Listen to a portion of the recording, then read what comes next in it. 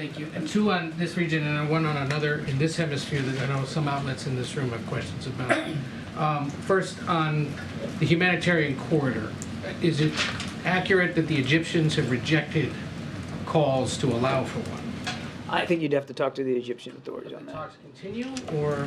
We believe that safe passage is important, and we want to see safe passage, a safe passage corridor opened up. We also believe it's important that humanitarian assistance have a way to continue to get to the Palestinian people. And as Jake mentioned yesterday, we're in active discussions with the Israelis and with the Egyptians about that.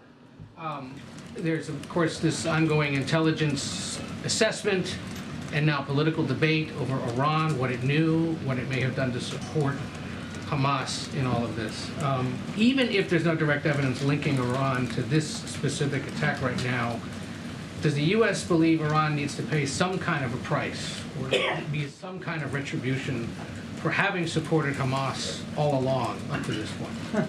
I mean, the question almost, and I'm not picking on you, Ed, but it implies that that we're just now waking up to the fact that they've been supporting Hamas and Hezbollah and other terrorist networks. Hamas is one of the most highly sanctioned terrorist networks on the planet, largely because of what we've been doing here in the United States to target them. And Iran, my goodness, just since the beginning of this administration, we have sanctioned some 400 plus entities with more than 40 different sets of sanction regimes, 30 of those just this past year alone.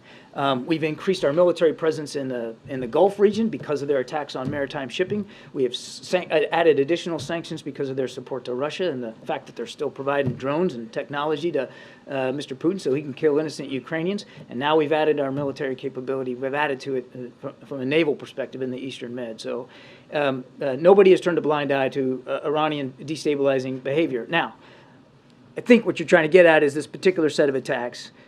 What Jake said yesterday still holds. We obviously recognize that there's broad complicity here by the Iranians. I mean, because of the longstanding support to Hamas.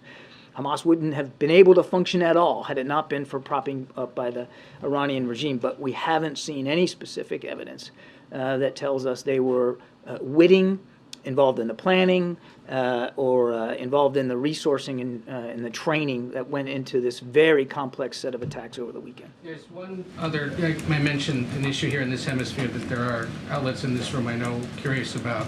There have been several days now of protests in Guatemala that have essentially locked down parts of the country amid the ongoing protracted, difficult presidential transition.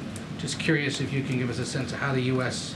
is monitoring that and whether it has any message for protesters who continue to hold up some parts of society that have blocked gasoline and food shipments to parts of the country. We certainly aren't going to involve ourselves in internal Guatemalan politics. We obviously believe in free and fair elections. We believe in democratic voices. And we certainly believe in the right of peaceful protest. People should have the right to protest, whatever they want to do, as long as they do it peacefully and in a way that doesn't put others at harm. I think I'll leave it at that.